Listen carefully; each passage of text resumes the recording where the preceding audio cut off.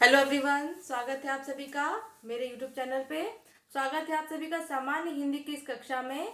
साथियों, जैसा कि आप सभी को पता है, मेरे चैनल पे मैं सामान्य हिंदी की कक्षा चला रही हूँ, जिसके क्रम में तत्सम, तद्भव, विशेषण एवं विशेष की कक्षाएं हो चुकी हैं। तो आज की क्लास में हम बात करेंगे विपरीतार्थक शब्द यानी विलोम शब्द के बारे में। अगर आप सभी भी आरओ एआरओ 2023 की तैयारी कर रहे हैं, चाहे प्री हो चाहे मेंस, दोनों में टॉपिक आने वाला है, या किसी भी ऐसे वन इंटे एग्जाम की तैयारी कर रहे हैं जिसमें आपको विलोम शब्दों के बारे में जानना है, तो अंत तक वीडियो पे बने रहिए।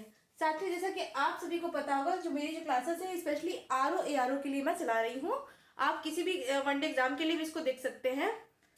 तो चलिए सबसे पहले बात करते हैं विपरीतार्थक शब्दों के बारे में, यानी विलोम शब्द के बारे में।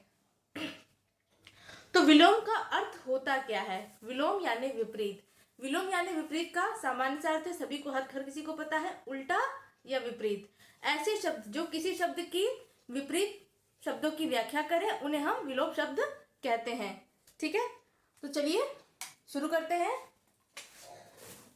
पहला शब्द देखते हैं, आदिष्ट।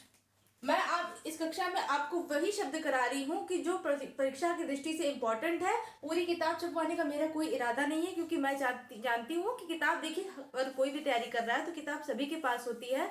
मैं वही शब्द कराने की कोशिश कर रही हूँ जो कि परीक्षा में महत्वपूर्ण है, या जिसे देखकर आप कंफ्यूज जाते हैं, अक्सर पूछे जाते हैं। मैं उन्हीं शब्दों को करा रही हूँ ताकि आपके सारे डाउट्स क्लियर हो और आपका कहीं से भी कोई प्रश्न न छूटे। तो चलिए पहला शब्द देखते हैं। पहला शब्द है आदिष्ट। आदिष्ट का क्या होगा? निषिद्ध। अगर मैं सिंपली आपसे पूछ लूं कि आदिष्ट का विलोम क्या होगा, विदाउट आपको ऑप्शन देकर पूछ दिया जाए, तो दावा करते हैं भाई 100 में से 60-70 लोग तो नहीं बता पाएंगे। जो बिल्कुल कभी नहीं पढ़े वो नहीं बता पाएंगे। देखने में बहुत इजी लगता है, लेकिन एक एक नंबर बहुत मायने रखता है। आरओ एआरओ की आप कक्षा कर रहे, अगर आप के लिए आप कक्षा कर रहे हैं, या फिर आरओ एआरओ का एग्जाम देना हो, तो उसमें एक टॉपिक होता है विलोम। उसमें कुल 6 टॉपिक है, जिसमें से हर टॉपिक से 10-10 प्रश्न आते हैं। कुछ शब्द देखने में बहुत ईजी लगते हैं, लेकिन जब एग्जाम हॉल में जाओ तो कंफ्यूज हो जाता है इंसान। अगर आपने पढ़ाई नहीं की है तो, अगर पढ़ाई किए हैं तो कोई बात नहीं, इसलिए देखते रहिए। आदिष्ट का होगा निषिद्ध। दूसरा है उपाय। उपाय का क्या होगा विलोम? उपाय का होगा निरुपाय। मैंने पहले से लिख रखा है ताकि आप लोग को प्रॉब्लम ना हो और आपका भी समय बचे, हमारा भी समय बचे। ठीक है। तीसरा है इश। मोस्ट इंपॉर्टेंट है। इश का होता है अनिश। अब वो वाला इश मत समझना, इश। इश का होगा अनिश। ठीक है। उधम। उधम का होगा विनत। ये भी इंपॉर्टेंट है, काफी बार परीक्षाओं में पूछा जाता है। तीसरा है तांडव। तांडव का अगर आपसे पूछ लिया जाए कि विलोम क्या होगा, बताइए तांडव का क्या होगा? कंफ्यूज है ना? ऐसे ही शब्द एग्जामिनर आपको पूछता है। एग्जामिनर की कोशिश होती है कि हम कैंडिडेट को कितना घुमा सके, कितना फंसा सके। तो इन बाधाओं को जो पार करता है वही आगे बढ़ता है। यह है तांडव। तांडव का होगा लास्य। चिन्मय। चिन्मय का विपरीत होगा जड़। ठीक है। दुर्दांत। दुर्दांत का विलोम होगा शांत। आवर्तक। आवर्तक का व्यावर्तक, इसका एक और होता है, उसको हम बोलते हैं अनावर्तक। जरूरी नहीं है कि कोई शब्द है तो उसका हमेशा एक ही विलोम हो, कई शब्दों के एक से अधिक विलोम होते हैं। जैसे आवर्तक। आवर्तक का आपको ऑप्शन दे दिया जाए कि व्यावर्तक होगा कि अनावर्तक होगा, तीसरा ऑप्शन होगा ए और बी दोनों होगा, और चौथा होगा कि इनमें से कोई नहीं। तो कौन सा सही आप करेंगे? सी, आवर्तक व्यावर्तक, यानी ए और बी दोनों। ठीक है। अगर दोनों को साथ पूछ लिया जाए तो। रिपु। रिपु का क्या होगा? सुहृद। क्या होगा? सुहृद। सर्वांग। सर्वांग का होगा विकलांग। क्या होगा? विकलांग। यादृश।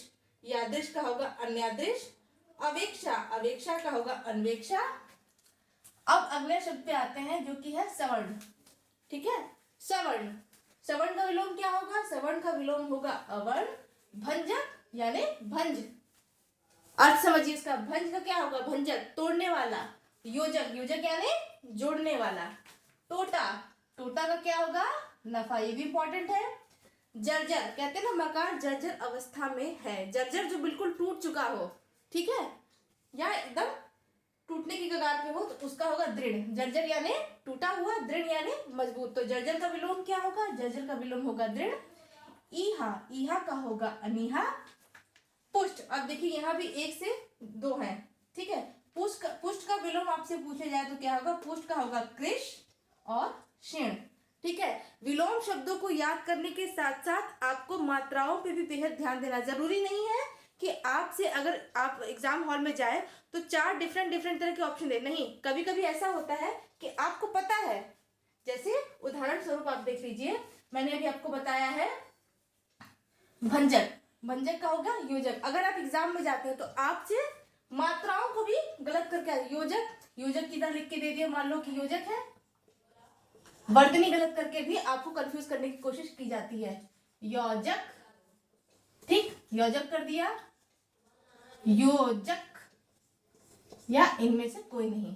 ठीक है, तो आप विलोम शब्दों को पढ़िए, याद करिए, याद करने के साथ साथ मात्राओं का भी खासा ध्यान दीजिए, क्योंकि मात्राओं के द्वारा भी आपको कंफ्यूजन हो सकता है। मात्रा का शब्द सही है, मात्रा गलत है, नंबर कट हो जाएंगे, तो इस पे भी विशेष ध्यान देने की आवश्यकता है। ईहा, ईहा का होगा अनीहा। देखिए जैसे यहाँ पे मैंने अनीहा लिखा है, अब आपको वर्तनी गलत दे दी गई, अनीहा। ठीक है, एग्जाम हॉल है, प्रेशर तो वैसे ही रहता है सबके ऊपर, तो गलत करने के चांसेस कभी कभी आते हुए क्वेश्चन भी लोग गलत कर देते हैं। आपको वो क्वेश्चन 10 बार आया, लेकिन आप एग्जाम हॉल में जाकर आप उसको गलत कराते हैं, तो प्रेशर इतना होता है। इसलिए हर तरह से आपको अपने आप को प्रिपेयर करने की जरूरत है। मैं बताती चल रही हूँ क्योंकि ऐसा होता है और एग्जाम में ऐसे ही क्वेश्चन आते हैं। ठीक है, तो ये हो गया ईहा। ठीक है, ईहा का क्या होगा? अनीहा।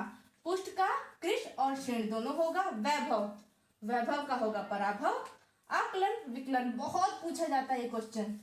ये क्वेश्चन जो है एग्जाम में बहुत पूछा जाता है, तो इसको ध्यान देते हुए चलिए। कॉपी में मैं कहूंगी आप नोट कर लीजिए, नोट्स बना लीजिए, तो ज्यादा बेहतर होगा आपके लिए। क्योंकि देखिए, अकेले आप तैयारी नहीं कर रहे हैं, 1000 पोस्ट भी आती तो लाखों की संख्या में आवेदन होता है।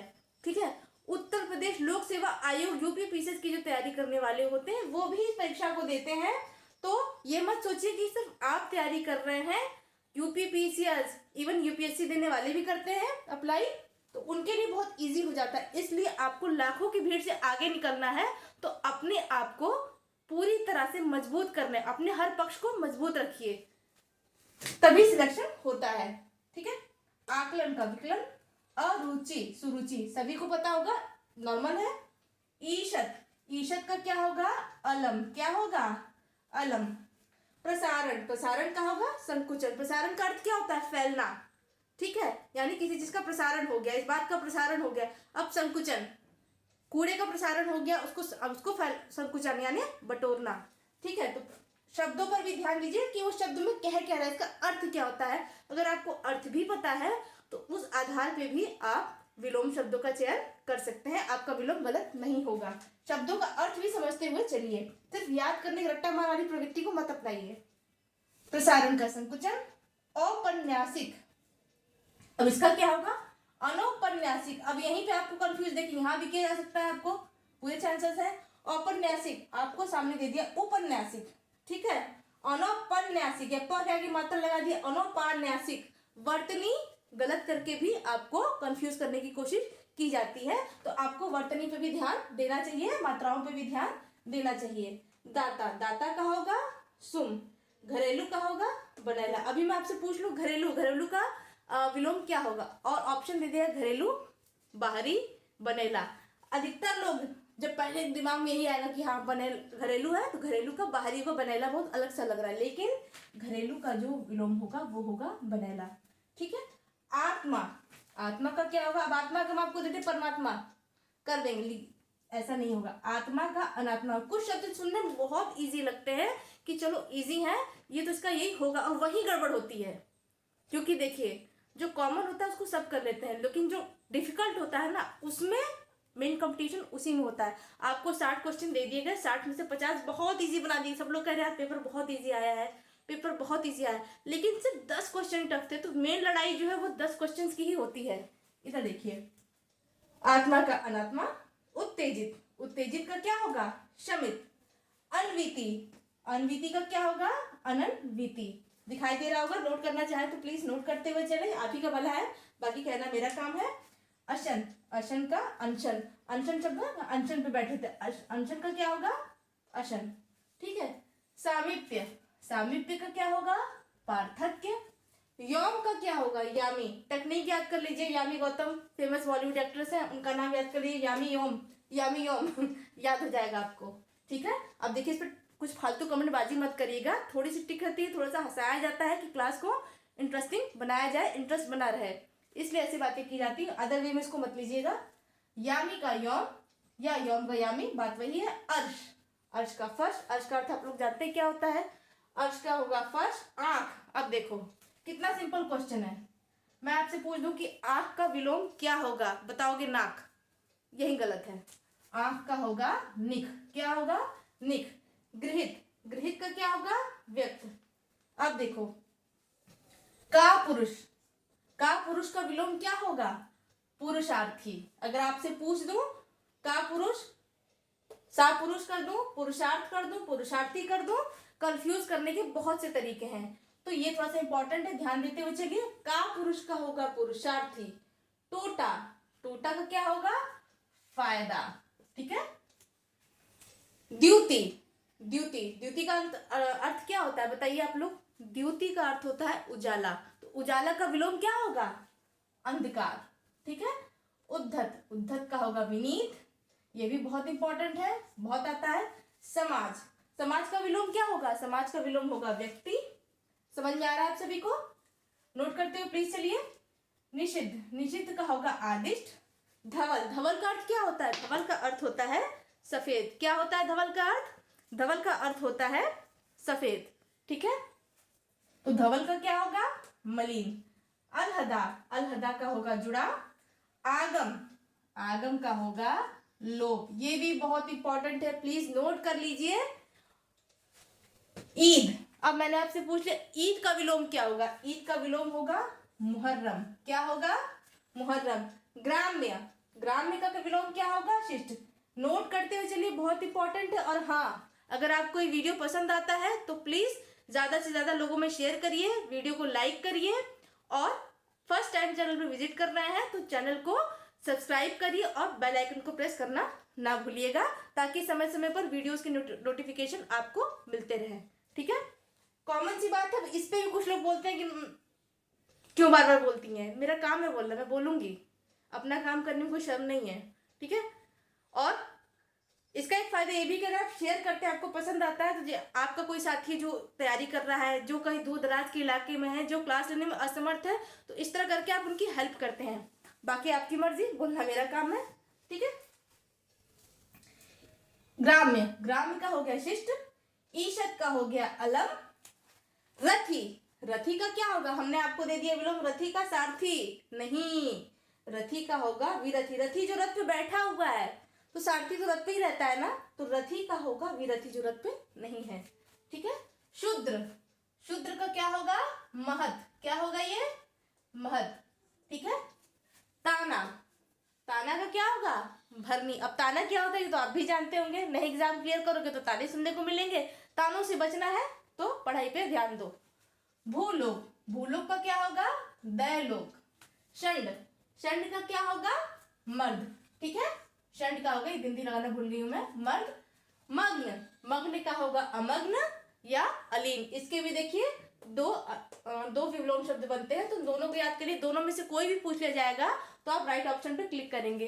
एक नया तरीका और भी होता है, अगर आरो एरो की हम बात करें तो अब सीधे पूछना उन्होंने छोड़ दिया है, अब क्या करते हैं युग्म में पूछने लगे, जोड़े बनाकर। निम्न में से विलोम का कौन सा युग्म गलत है या कौन सा युग्म सही है? 3 सही है, 1 गलत आपको जोड़ना है। तो अब 4 ऐसे जोड़े बना बना के दे दिए, तो यहाँ पे देखिए तुक्का काम नहीं करता है, तो तुक्केबाजी वाली प्रवृत्ति अगर आपके अंदर है तो उसको छोड़ दीजिए, क्योंकि एग्जाम का स्टैंडर्ड थोड़ा सा हाई हो रहा है। पिछले वर्ष के आप पेपर उठा के देखिए तो डायरेक्ट 1 लाइनर पूछना छोड़ चुका है। युग्म बना के भी आपको पूछा जा सकता है कि चारों में से कौन सा युग्म गलत है, कौन सा युग्म सही है, तो आपको हर कॉन्सेप्ट जब क्लियर होगा तभी आप इस तरह के क्वेश्चन कर पाएंगे, कॉन्सेप्ट बेस्ड, कि आपका कॉन्सेप्ट पूरी तरह से क्लियर हो। ठीक है। अब ये देखिए निज, निज का होगा पर। अर्जन, अर्जन का अर्थ क्या होता है? अर्जन का होता है कमाना है, हम अर्ज कर अर्जन, तो अर्जन का क्या होगा? व्ययन। सानुग, सानुग का होगा निर्नुग, ये भी नया शब्द आपको लग रहा होगा। दोष मोचन, अभिशक्ति, अब यहाँ पे वर्तनी चेंज कर दे, अभिशप्त कर दे, तो क्या सही माना जाएगा? अभिशप्त गलत होगा, दोष मोचन का होगा अभिशप्ति। अंतिक, अंतिक का होगा दुरांतिक, आप्त का होगा अनाप्त, उद्धत का होगा अनुद्धत। अतिथि, अतिथि का क्या होगा? आतिथे, अतिथे नहीं होगा, आतिथे। ध्यान दीजिएगा इसको, आतिथे, ये भी मोस्ट इंपॉर्टेंट है, ठीक है। प्रसूति, प्रसूति का क्या होगा? निवृत्ति। सत्याग्रह, सत्याग्रह का क्या होगा? दुराग्रह। क्या होगा? दुराग्रह। बोलती भी चल रही हूँ, क्या मान लीजिए आपको अगर दिखाई नहीं दे रहा है तो सुन के भी लिख सकते हैं आप। अर्पित, गृहित। ऊर्ध्व, अधो, ये देखिए ये भी बहुत इंपॉर्टेंट है, ध्यान देते हुए चलिए। हस्ती, हस्ती का क्या होगा? नेस्ती। और अतुल, अतुल का क्या होगा? तुल्य। तो कैसी लगी आप सभी को क्लास? आई होप आप सबको समझ में आया होगा। तो आज के लिए साथियों बस इतना ही, बाकी का हम नेक्स्ट वीडियो में देखेंगे, क्योंकि इस इतने से काम नहीं चलने वाला है। इंपॉर्टेंट शब्द है तो इसका मतलब ये नहीं कि एक ही क्लास में खत्म हो जाए, क्योंकि बहुत सारे शब्द हैं विलोम में, तो 3-4 पार्ट में वीडियो आएगा। तो आज के वीडियो के लिए बस इतना ही। अगर आपको वीडियो अच्छा लगा हो तो प्लीज़ ज़्यादा से ज़्यादा शेयर करिए। मिलते हैं आपसे अगली कक्षा में, तब तक के लिए धन्यवाद, थैंक यू, जय हिंद।